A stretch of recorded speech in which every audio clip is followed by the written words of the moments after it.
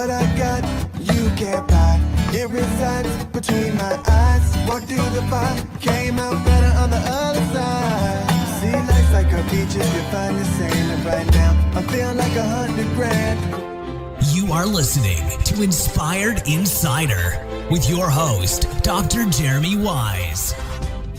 Dr. Jeremy Wise here, founder of InspiredInsider.com, where I talk with inspirational entrepreneurs and leaders. Today is no different. I have Gabe Karp. You could check out everything he's doing at gabekarp.com. And Gabe, before I formally introduce you, I always like to point out other episodes of the podcast people should check out. Since this is part of the Top Author series, I share some, I love having my favorite authors on here. And Gabe has an amazing book, Don't Get Mad at Penguins, which we'll talk about. I listened to on Audible. It's fantastic. And some of my other favorites, and Gabe, I'll have to hear some of your favorites too. Perry Marshall was on. He talked about the 80/20 sales and marketing. I had Greg McKeown on, who wrote Essentialism. Mark Winters and Gino Wickman wrote Rocket Fuel, which is a good one. Hal Elrod wrote Miracle Morning. Dory Clark, Stand Out. And then the list wouldn't be complete without Josh Linkner, of course. I know you know Josh well. And he was on the podcast. He talked about, he wrote many books, two of which Disciplined Dreaming and Big Little Breakthroughs. Gabe, do you have some favorite books? Obviously, besides Don't Get Mad at Penguins, what are some of your favorites? I do. The Hard Thing About Hard Things. It was Ben Horowitz. I can't remember if it was Ben Horowitz or Mark Andreessen. Yeah, Ben Horowitz, yeah. Yeah, Ben Horowitz. That's a great one. There's one called The Wisdom of Teams. I cannot remember who wrote it, but I thought that was insightful. And there's a short book called The Paradox of Excellence that I thought was also very good. That's off the top of my head. I wasn't. Yeah, no, Wisdom of Teams. I'm looking it up here. It looks like John Katzenbach and Douglas Smith. Does that ring a bell? Yeah, that sounds right. Okay. Yeah, The Wisdom of Teams. Cool. No, thanks for sharing. I have 4 Audible credits, so that's going to help. So I appreciate that. But check those out more on InspiredInsider.com. This episode is brought to you by Rise 25. And at Rise 25, we help businesses give to and connect to their dream relationships and partnerships. We do that in 2 ways. One, we're an easy button for a company to launch and run a podcast. We do the strategy, the accountability, and the full execution and production. Number 2, we're an easy button for a company's gifting. So we make gifting, staying top of mind to your clients, partners, and prospects easy and also affordable. You just give us your address list and we do everything else behind the scenes, from picking the gifts to your putting your branding on it to writing the notes. Gabe, we call ourselves kind of the magic elves that run in the background to make it stress-free as possible for companies to build amazing relationships. So I have found over the past decade, the number one thing in my life that I do to build and foster great relationships is profile the people I most admire and share with the world what they're working on the podcast and send them sweet treats in the mail as well. So go to rise25.com or email us at support@rise25.com. I'm super excited to introduce Gabe Karp. Gabe Karp is, don't hold this against him, a former litigator, turned startup executive, turned venture capitalist. Gabe actually had a front row seat to toxic conflicts of others. He built and led successful teams and negotiated business and finance deals in the hundreds of millions of dollars. He's got over 30 years of experience on how to detox the inevitable conflicts that come up. And interesting journey, took an unexpected turn in the startup world as executive VP and general counsel of ePrize, which got acquired, now Merkle. And they grew that company from a scrappy startup into a global leader. They work with 75 of the world's top 100 brands. We have a small world connection, good friends with Marty Madden, who's a leadership performance coach. And his wife, Lindsay, has worked for ePrize and Merkle for many years. But Gabe has led multiple acquisitions, secured major financing deals, even personally oversaw more than 13,000 interactive promotions across 44 countries. Now he's, in addition, we talked about, he's the author of Don't Get Mad at Penguins and other ways to detox the conflict in your life and business. But he's also an operating partner at Detroit Venture Partners and a venture partner at Lightbank in Chicago, where they help early stage tech companies. So Gabe, thanks for joining me. All right. Thank you. Great to be here. Thanks for having me. We'll start off. I mean, there's so many questions and thoughts I have on this, but I'm going to pull up, there'll be a video. I'm going to pull up Gabe's site in a second, but what inspires you to write the book? First of all, Don't Get Mad at Penguins. I mean, you're a busy guy. I mean, I listed a bunch of things and, you have no lack of things to do. Yeah. Well, it's interesting throughout at various points of my career, particularly when we were growing the startup, I would look back 6 months, a year, and just inventory how I was spending my time. And what I found is that I was, regardless of the details of whatever logistic thing I was working on, I was always gravitating toward conflict. And, as a trial lawyer, as a litigator, of course, I was creating conflict, making it worse. As an executive in a technology company, I was seeking out conflict, rooting it out, and then fixing it so we could move along and go faster. So I just found that the people around me were very uncomfortable with conflict. I came from the litigation world, so I was very comfortable with it. I, in fact, enjoyed getting into conflict, and I wasn't aware about how uncomfortable people were, and my lack of awareness made them even more uncomfortable. By the way, if you hit the home button, that's Get Mad at Penguins. So I really enjoyed working with people and solving those problems so we could just move faster. And we could make more money, and we could increase profit margins, and we could grow the careers of the people we were working with more, and we could resolve our differences without drama. And in working with people and seeing how uncomfortable they were with it, I had the conscious thought of, I have to make these people more comfortable with conflict. We cannot afford the drag on our progress because of this discomfort. And I just started coming up with really simple, easy to use tools that anyone could use to sort of navigate difficult situations. And I found that people would come back to me weeks and months later and saying, hey, I just want to let you know, like, that we were talking a while back, you said this one thing and it just really resonated, and I use it all the time now, and it's great. So that was the impetus for really focusing on how to make conflict work for us, not against us. And I started doing some keynote speaking. And the first keynote speech I really formulated became the outline of the book. So that's a very long answer to why did I decide to write a book. I decided to write it because I love conflict. I had an outline for it. I never thought of myself as an author. But once I realized I had something to say and I had a good framework to say it, I said, all right, let's sit down and get to brass tacks and start writing this. And by the way, COVID had just hit, so I had a lot more time on my hands. I'd love to hear some of those tools and exercises. I do want to point out you do have a great TED Talk here. So if you go to where I'm Gabe, if you're listening to the audio, we're at gabekarp.com. If you scroll down, there is a Watch TEDx Talk link here. And it's a great, again, Cliff Notes version of your book. So I encourage people to check it out, listen to this, and then obviously get the actual book, which has everything in it. But what are some of your, the fan favorite tools or exercises? There are some good ones. I think one of the good tools is you deal with people with ego a lot. Look, as a lawyer and you deal with other lawyers, it's sometimes hard to fit inside a room because the egos are so big. And I'm certainly as guilty of that as anybody, particularly earlier in my career. And I would find that when I would deal with other lawyers and my ego and their ego were bumping up against each other, after a while, it just got annoying to me.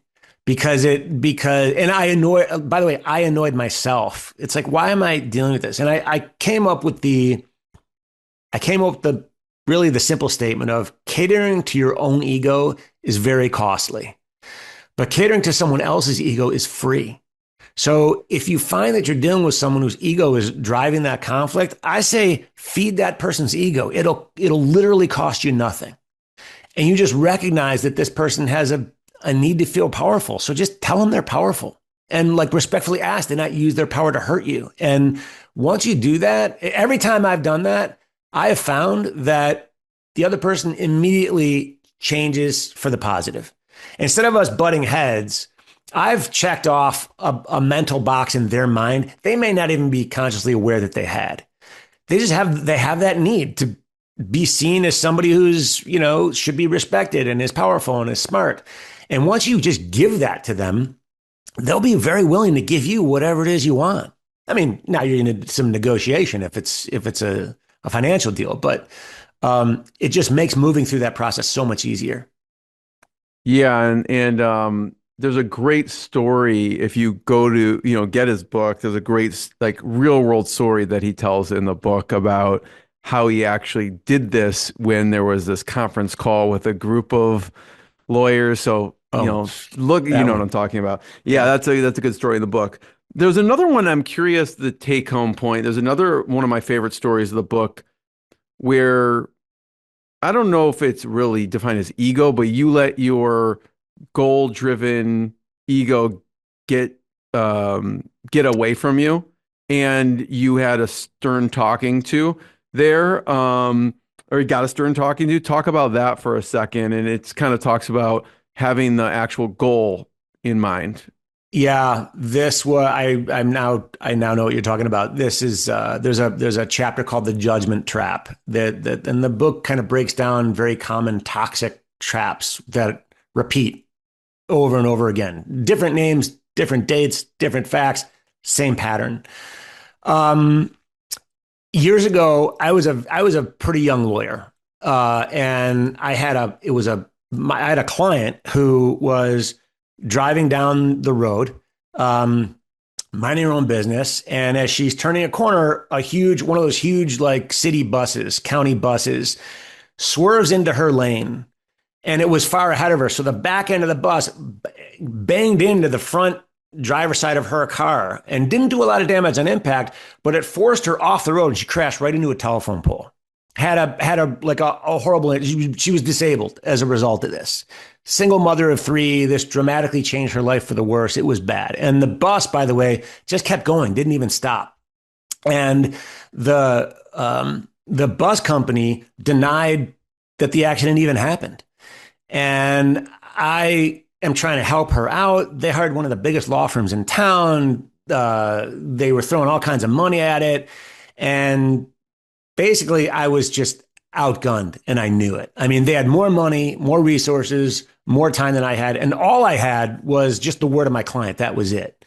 But one day, I'm pouring through this like mountain of thousands of documents they threw at me in discovery, and I find the smoking gun. It was the log sheet from the bus that day, written in the bus driver's own handwriting. And if you've ever seen anger, like translated into the written word, this was it. At the top of the page, I remember it said, "This was supposed to be my day off." The guy wrote it in all caps, 3 exclamation points, underlined it. And then on one corner, it said, "This is an overloaded route with too many rowdy passengers." And then it said, "Per dispatch, pedal to the metal, back to station."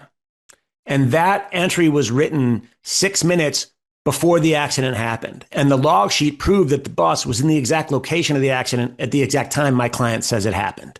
So I'm like, this is it. I'm going to win. And I didn't even tell the other side about it. I didn't even say I found it. I don't think the lawyer on the other side even knew this thing existed because they were just mailing it in. At the bus driver's deposition, he just said, I don't even remember that day.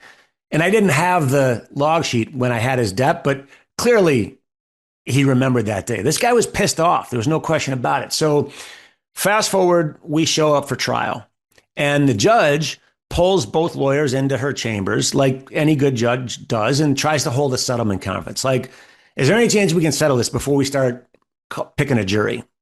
And at some point during the settlement conference, she talks to us separately. And when she gets me alone, she proceeds to tell me that I have a weak case, and like she can't understand why I didn't accept their settlement offer. So I took a chance. I tipped my hand. I showed the judge. I said, Judge, I want to show you something. You got to promise you're not going to show the other side because they don't know about it.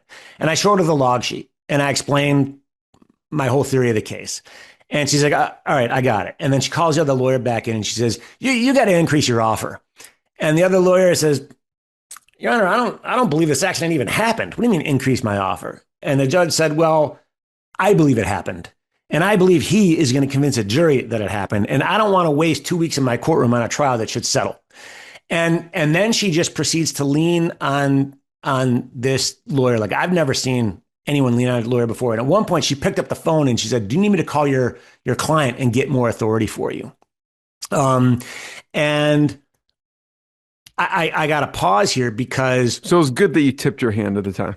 It was good. I tipped my hand. But now that I'm in the story, I got to take a detour in this story. What I didn't realize is that something that happened more than 30 years earlier dramatically impacted how the judge behaved in these chambers. Back in 1964, she was not a judge at the time. She was a young African-American attorney who had gone down to Mississippi to help civil rights workers who were getting in trouble with local law enforcement because they were all down there registering Black people to vote. And the local sheriffs, they didn't take too kindly to that down in Mississippi. And it was a scary time. It's an ugly time in American history. Very, very dangerous and scary time for civil rights workers. I didn't know this, but my father was one of those lawyers with this judge down in Mississippi working together to help register votes. And they all formed a bond together that you can only be forged in such extreme circumstances. Now, fast forward 30 years later, I had no idea that she had been with my dad. I kind of heard stories when I was a kid about something about that. I just didn't know any detail. And she never let on that she knew my dad, but later on she did. But so that's why she kind of helped lean into this case. Plus, once she saw the log sheet, she was like, this case should settle. And then I said, so basically the other lawyer comes back and they end up offering 10 times what their previous offer was. So I sat back and I said, well, I'll of course relay this to my client as I'm required to do, but I'm not sure it's enough money. And then the judge says to the lawyer, excuse us for a second. And then she gets me alone again and she goes, what the hell do you think you're doing? And I said, Judge, what are you talking about? Like they hurt my client. They lied about it. Then they covered it up. And now they think they can get away with it just by throwing a few extra dollars. No, I'm going to expose this injustice for what it is. I'm going to show the jury who they are. Like I can win this case. And she just like stops and she's like, I do not need you to lecture me about injustice, young man. They just offered your client more money than she's ever dreamed of. Your job is to achieve the best result possible you can for your client. And I'm telling you, you've just done it. Yet you're going to go ahead and gamble all this at trial. And like at that moment, I had realized how my need to win, originally I took the case, you need to have this very powerful need to win to get through all of these issues. I wouldn't have found the log sheet if I didn't have that need to win. But at some point, my need to win the trial eclipsed the whole goal of why I needed to win in the first place. And that was to get a good result for my client. Because that was life-changing money for her. And yeah, I had the log sheet, but you go in front of a jury, like anything can happen. You lose control of a lot of the factors. And I was really lucky that the judge was there to save me from myself because I had fallen in this need to win trap. And she pulled me out of it. So there's ego trap, there's a need to win trap. What's another trap people fall into that you find? So there's certainly what I call the penguin trap. We could talk about that. There's also the bully trap. And that's a big one. That's where, let's talk about that for a second. The bully trap is not when you're dealing with like a playground bully who's trying to steal your lunch money. That's a legitimate bully who's just a bully. By the way, I can talk about how to deal with those people, but that's not the point of the bully trap. The bully trap is where well-intentioned people, like good-hearted, good-meaning people, well-meaning people, either because of urgency or passion, engage in bullying-like behavior. And it has a very negative impact to the people that they're dealing with. It shuts down communication. And all of us are susceptible to it. And there are some things we can do to keep our behavior in check. And we get into detail if you want. I don't want to. Yeah, there was an example. I don't know if you want to share the one from the book that I remember is you left the room and someone gave you a glance like you did something wrong, but you didn't think anything of it.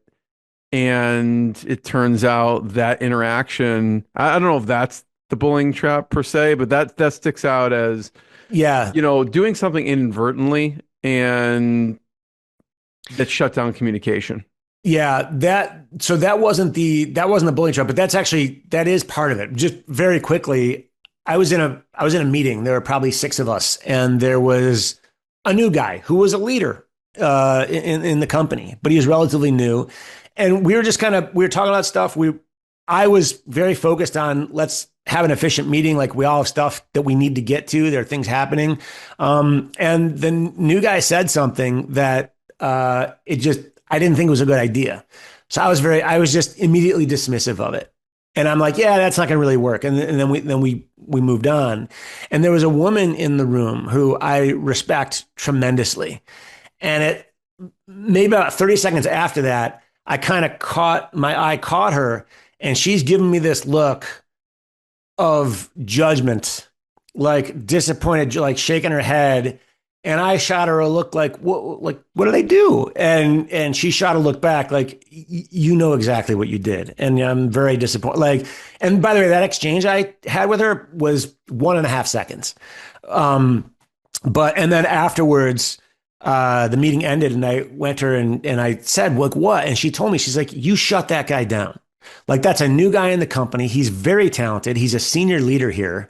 And you just guaranteed that any meeting that he's in with you in the future, he's not going to say anything. And I was just like, oh, like, you're so right. And then immediately I don't even know where I was. I just beelined right to wherever that guy was. And I pulled him aside. I apologized. I said that was wrong of me. By the way, and I told him there's actually a good idea. It's just, it doesn't even, the details of the conversation don't matter, but I told him I was wrong. I told him I was very concerned about the impact it would have. And I told him that the next time I do that, you can say to me in front of everybody. And I gave him like a line he could say to me that was a very difficult, tough line to deliver to somebody. But I said, look, I'm telling you, say this to me. And it was something like, well, Gabe, I don't think it's a good idea to shut down creative ideas. Maybe we should give this a little more of a hearing in this case, like whatever it was. And as soon as I gave him permission to call me out like that, he immediately, like, his body language changed, and he ended up being like, he was great. And in the future, that guy had amazing ideas that the company benefited from. And, and by the way, had she not called me out on that, I don't think I would have even realized it happened. So it's important to, that self-awareness is tough when you are like laser focused on a task. Talk about, because a lot of times, I'm sure same for me, I do things inadvertently because I'm in a rush or whatever, and I don't mean it to come across, but people take it that way. What's a good way to help with the culture of that? Should we, as a leader, just tell the team, hey, you have permission to call me out on XYZ because I may not be aware of it? Or how do we handle it? Because someone did let you know, but we all do things that we don't mean to come across like that, and we do. So how do we proactively, fix that, I guess? Yeah, there are a number of things you can do. I learned a great tactic. I learned a story from a Navy SEAL. It's in the book. We don't have to go into it now, but as you can imagine, Navy SEALs are an elite fighting unit, and they have a very different culture than the rest of the military. after every mission, they have a debrief meeting. They talk about what went well and what didn't go well. And they carve out time in this meeting for anyone to ask any question they want or say anything they want, get things off their chest, call out red flags. And the idea here is that you aren't doing your job if you remain silent. So yeah, they're the military, but this can and should be incorporated into any organization's culture. I say in your organization, have a debrief meeting. By the way, everyone has too many meetings on their calendar.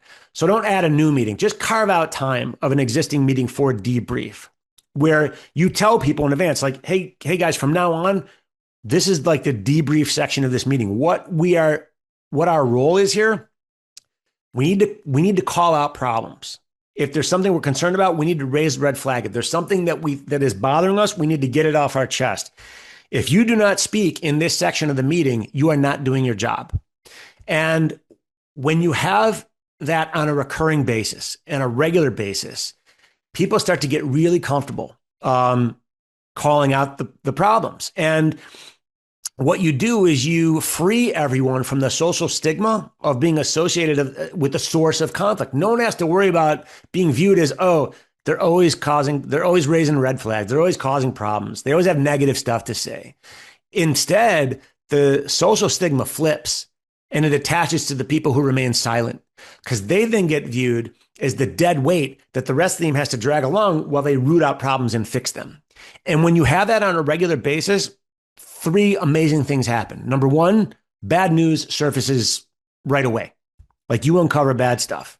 Without doing that, by the way, in cultures that honor like flawless execution, when people make mistakes, they're highly motivated to keep them covered up. So this is a way to eliminate that. The second thing is you eliminate the social stigma associated with the source of conflict. So not only do you get people calling out problems in this meeting, on the outside of just that meeting, the culture is such that people can call out problems left and right and no one takes it personally. There's no drama because they're just used to this process. It's like, this is our culture. And then the third thing is it motivates and empowers people to continually seek improvement. What you end up getting is people think, oh, wait, that meeting is today at 3:00. I got to come up with a problem. Where's something that's broken that I can fix? And they start taking a very, like a real examination of all their processes to figure out what's even slightly broken. And that's even better because now you're not waiting for stuff to completely break. If they just see a couple cracks in the foundation, they're like, hey, this isn't a major problem yet, but here is a problem. And if we don't address it, then it's going to get really bad. That increases the speed of business.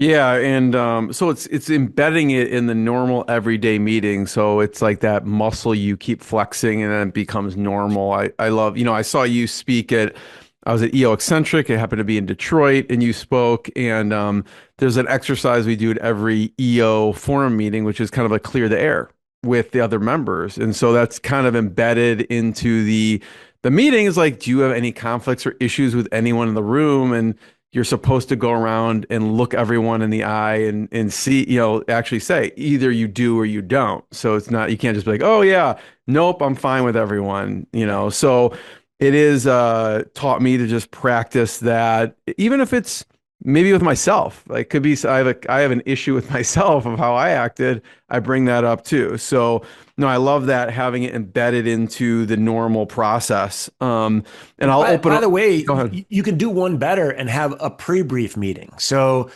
before embarking on a project, get everybody into a room and say, let's assume we do this project and we fail.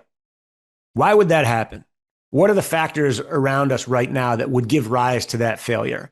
And now people are totally free to talk about it because no one's calling anybody out. Nothing. It's totally hypothetical.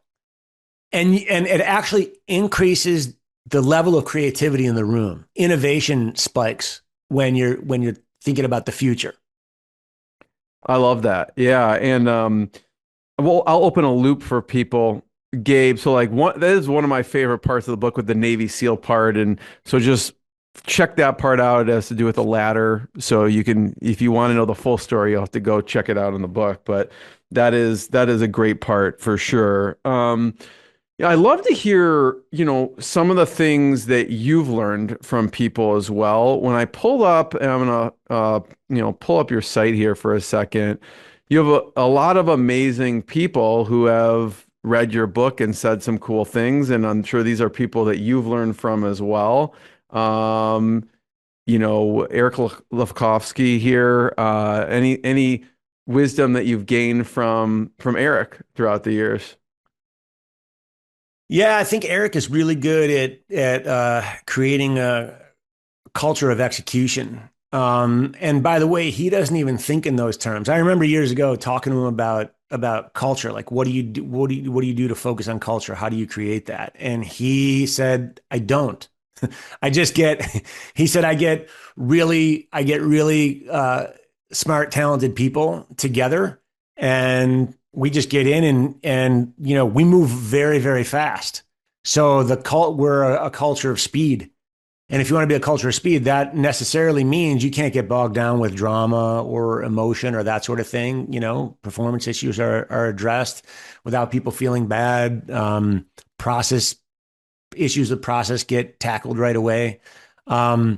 He's just the speed with which he operates is the speed and candor. The speed and candor with which he operates drive very healthy culture. And then I know you worked very closely with Josh. What's something that you observed from Josh and his leadership? Josh is fantastic, and he's become a good friend. He's been actually very, very supportive of me in a speaking relationship, speaking business as well, because he's a New York Times bestselling keynote speaker.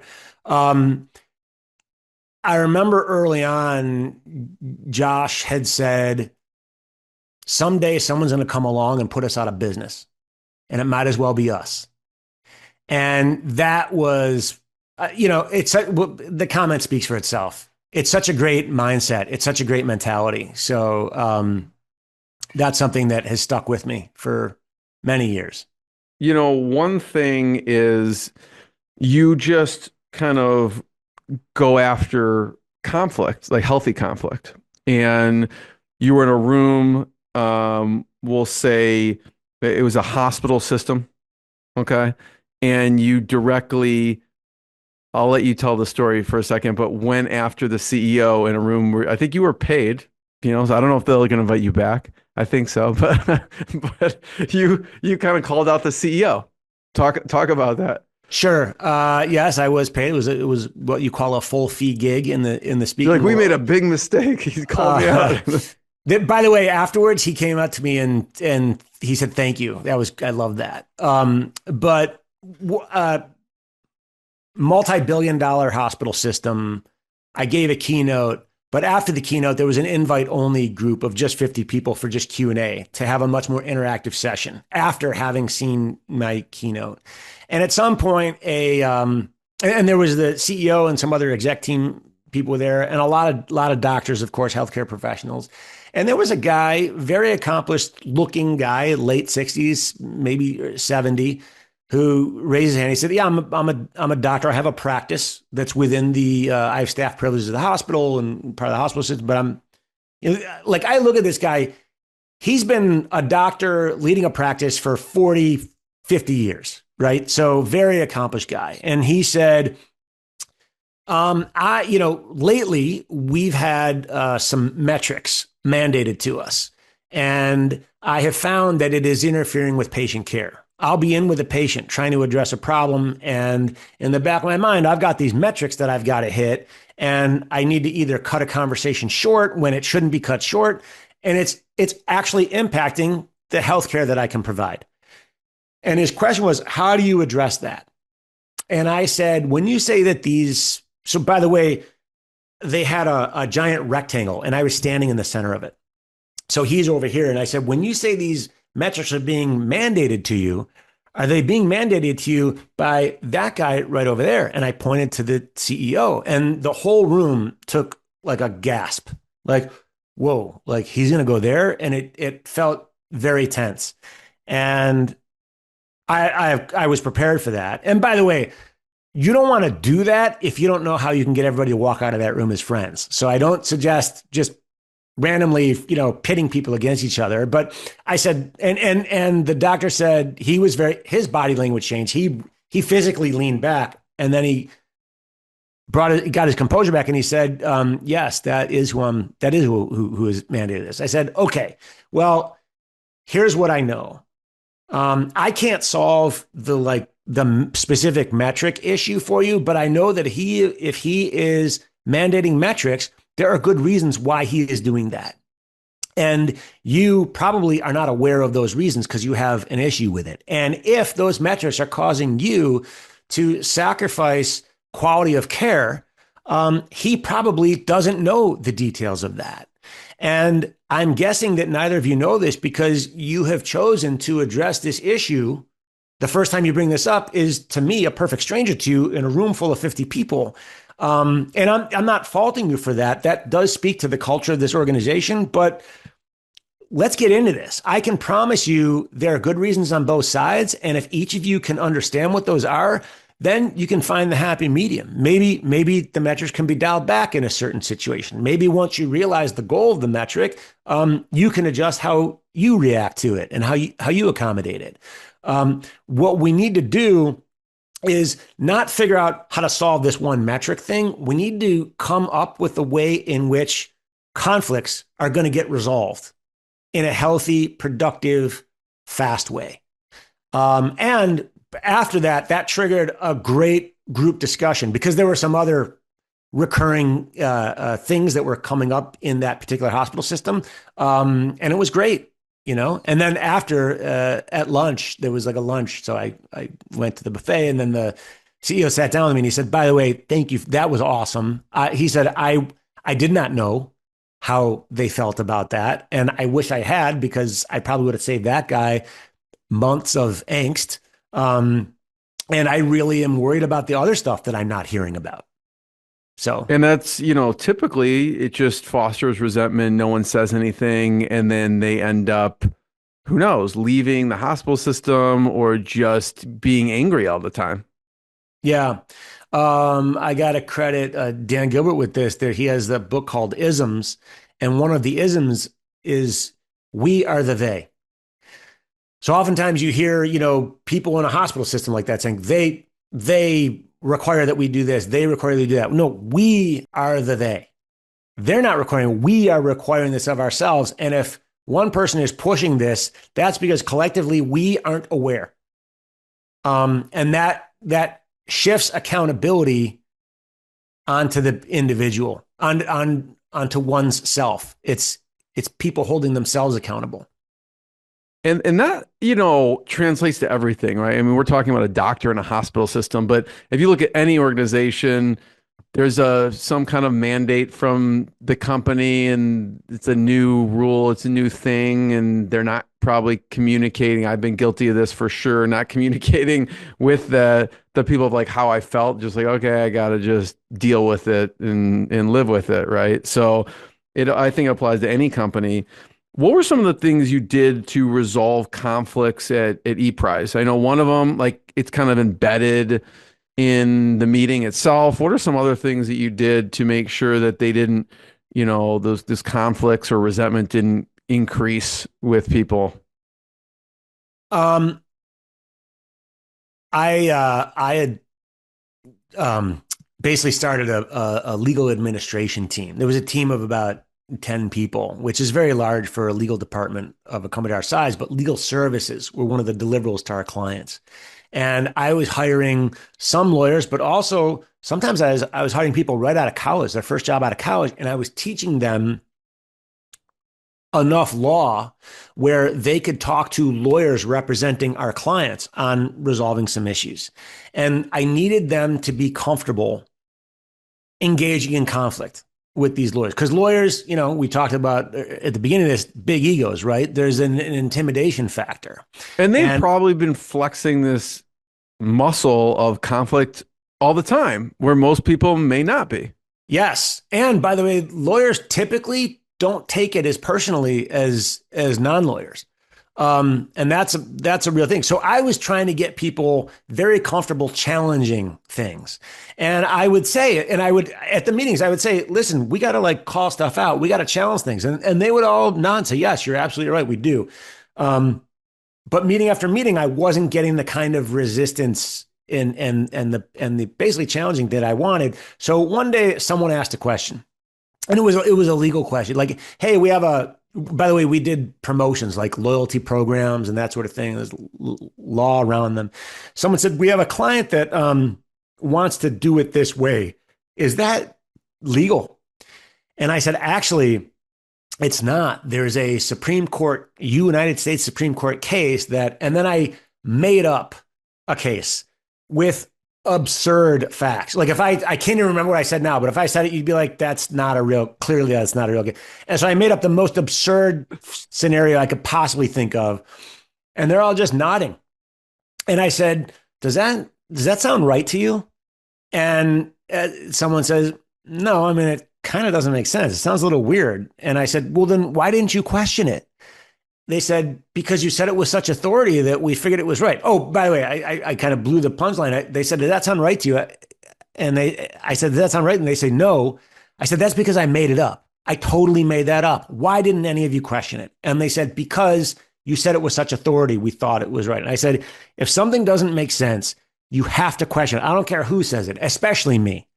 And then once they realized I was capable of just literally lying to them and making stuff up, it became a bit of a game. So they freely challenged me. And by the way, it was a little annoying because at some point I would get challenged. I was like, guys, just trust me. Can we move on? Like, that's right. And, no, you told us not to let you get away with it. You have to convince us this is right, which is good. I mean, it does prompt a lot of good conversation. And they even had fun doing that with each other, challenging each other. And, openly challenging someone else, like frontal assault, and nobody felt threatened. Nobody felt like their ego was being damaged. Nobody felt like they were being disrespected, because it was fun. There was another type, really difficult conversation could be firing someone. And can you talk about, there was an instance where this happened with you, and it's actually someone that you liked. Yeah. There Not saying it's any easier with someone you don't like, but it's especially hard if someone you like. Yeah. This is someone that I had worked with for a number of years, genuinely liked them. And at one point we did like a reorg, and they moved his team under me. And there was a performance gap there. And he had not been given adequate feedback up to this point. So he was not aware of where these performance gaps were. And once we did this reorg, I took several weeks to kind of get the lay of land, understand what was going on. And then I sat him down and we had a conversation saying, there's a get, like, you're operating here and you need to be operating at this level.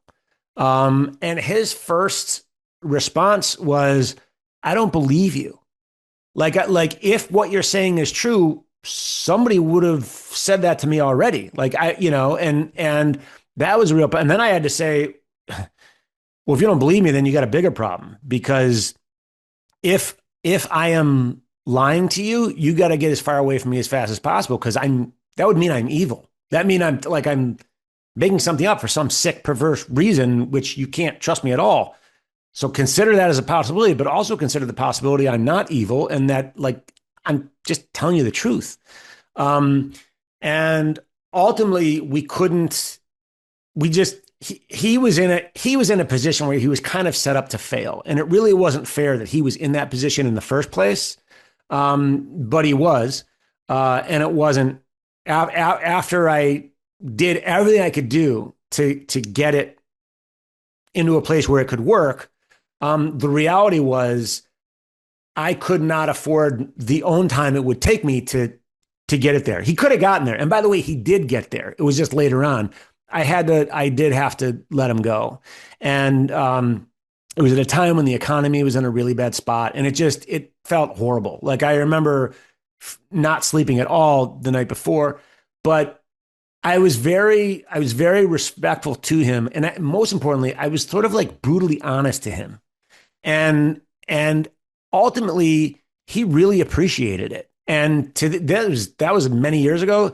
To this day, we're very friendly. He'll text me, we'll text each other. Now, by the way, that speaks a lot more to what that says about him as an individual, because he's just a phenomenal person, and less about, how I handled it. But I think it's sort of a combination of that. And one thing that really bothers me, and I've seen it a lot, is when there is a performance issue that goes unaddressed because the leader is just too afraid to have the uncomfortable conversation. And out of some misplaced sense of, well, I want to be respectful of them. So they conflate being respectful with being nice. Like telling somebody what they want to hear is not nice, especially if they are not succeeding. You know exactly how they are not succeeding. You know exactly what they can do to fix it. And then you deprive them of that opportunity by remaining silent. That is actually a very mean person for one human being to do to another. And I see that a lot. And I say, you know what? Like, you owe it to the person to fight through whatever discomfort you have. And one of the ways that you can fight through discomfort is to realize I'm actually doing this person a favor. Take a really simple example. I'm a keynote speaker.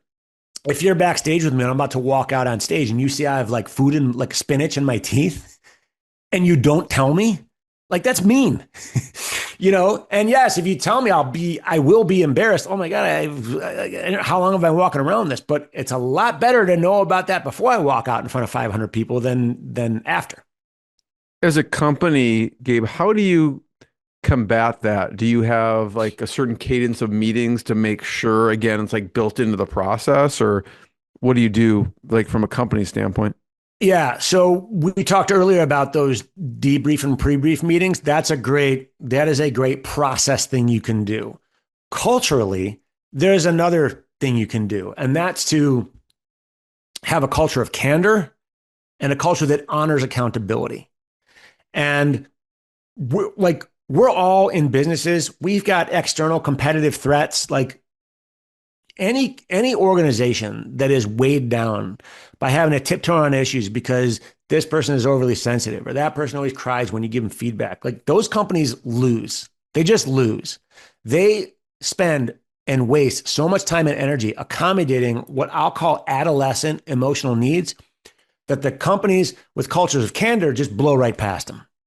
So if you regularly give feedback, it doesn't have to be in a process. And by the way, the debrief meeting process is great. So go ahead and do that. But just anytime you see anything that someone is doing or there's a problem, it always has to be respectful. But if you're like super quick to pull somebody aside and say, hey, look, I just want to share something with you that you may not be aware of. Like, I think you might be being perceived in a way that you don't want to be perceived. Well, that's a great opening to whatever it is you have to say after that, because you're coming from a place of support. But you have to do it regularly. And when the leaders do that, they model the behavior for others. And then the other piece that I talked about is honoring accountability. I said earlier, like, a lot of organizations honor flawless execution above all else. And mistakes are frowned upon and they're seen as badges of shame. And when you have a heavy emphasis like that in a culture, then people cover up mistakes. But when you make it known that, like, look, we're human, we're all going to make mistakes. That is inevitable. But the one real test of character is how we respond once we recognize we've made a mistake. That's something we need to honor in this organization. And when somebody steps up and says, hey, I screwed this up, this is how I screwed it up, and more importantly, this is what I'm going to do to make it better. And if the organization honors that, that's going to drive a lot of innovation, and that's going to remove the fear. People should know you're never going to lose your job for making a mistake. You could lose your job for covering up a mistake, because that's actual dishonesty. And I say with clients, clients demand flawless execution. They all do, right? When you actually make a mistake and a client brings it to your attention and they're angry, immediately fall on your sword. Immediately say, this is our mistake. We're going to do what it takes to make it right. And if you do what it takes to make it right, then at the other side of that relationship, you're going to have such a deeper loyalty with that client than you ever would have had you flawlessly executed in the first place. That is a cultural attribute that leadership can consciously make happen. And you don't necessarily need some fancy process to do it. You have to believe it. You have to tell people that that's what you do. And then you have to celebrate examples that when bad things do happen and people are held accountable, hold themselves accountable, you show how it works out. Then people will strive to make good on when they've fallen short. Gabe, I have one last question. But thank you for sharing your journey, your stories. And there was a great story in the book about what you just said. So I encourage people to check it out around Pampers, the really good Pampers example of exactly this. And again, we don't have time to go into that story, but check it out. That's one of my favorites too in the book. Expectations, right? Expectations, what their expectations are is a big, thing when it comes to these difficult conversations. And that kind of parlays into the title of the book. And how you came up with the title of the book itself. Yeah, don't get mad at penguins. There's a chapter, don't get mad at penguins because they can't fly. And that is really, the penguin analogy is just a lesson in acceptance, that we should accept people's limitations and not expect them to do things that they're not capable of. And this gets into my TED Talk also, but so much conflict and so much angst and frustration people feel because their expectation is different from the reality. And that gap in there, that is where people suffer. Because the reality is oftentimes the other person we're dealing with is simply just not capable of behaving in the way that we want.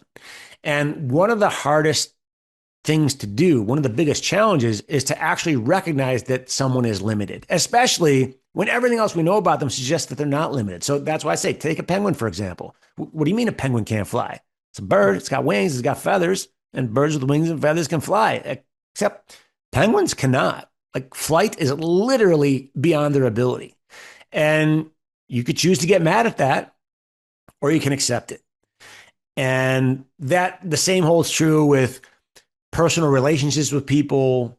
Sometimes we have friends that are just negative. Sometimes we have people that are late. Sometimes we got people with big egos. And I have found. Oh, yeah. Oh, totally. Expectation. One of my best friends is late to everything. Right. And so that's just my expectation. So obviously for my rehearsal dinner, I told him to come 2 hours early. Told him that was the actual time, and he actually came right on time, which means he would have been 2 hours late. So that's great. Anyway, so I totally get that. Yeah. Right. And I mean, many years ago, I was talking to someone and she was sharing a situation she had with someone else. And she was really angry about this other person. And she was saying this person always does this, like every single time he always does this. And I said, oh yeah, you're getting mad at a penguin because it can't fly. And she's like, what the hell are you talking about? And so I explained to her the penguin analogy, and I asked her, I said, look, the next time this thing happens, what are the chances that this guy behaves in this way? And she's like, 100%. I said, all right, then why are you getting mad at it? like you just said that to me. So maybe a month from now it happens. If you get mad, you're just choosing to be mad. Like that's your choice. But by the way, that guy is not making a choice. He's literally not capable of doing what you want. And she's like, what do you mean he's not capable? He's like smart, he's witty, he's intelligent. Anyone who's smart, witty, intelligent is capable of recognizing what I'm saying. I said, no, that's not true. He's literally not. I mean, and then about 6 months later, she said, by the way, it's happened a couple times with this guy. And as soon as he's doing it, all I see is like this cute little penguin in front of me, and I don't even get mad. Love it. Gabe, I want to be the first one to thank you. Thanks for sharing your story, your journey. Everyone you can check out the TED Talk, go to gabekarp.com. You can check out the book, Don't Get Mad at Penguins, and we'll see everyone next time. Gabe, thanks so much. Thanks for having me, Jeremy. What I got, you can't buy. It resides between my eyes. Walked through the fire, came out better on the other side. See, life's like a beach if you find the sand. And right now, I feel like 100 grand.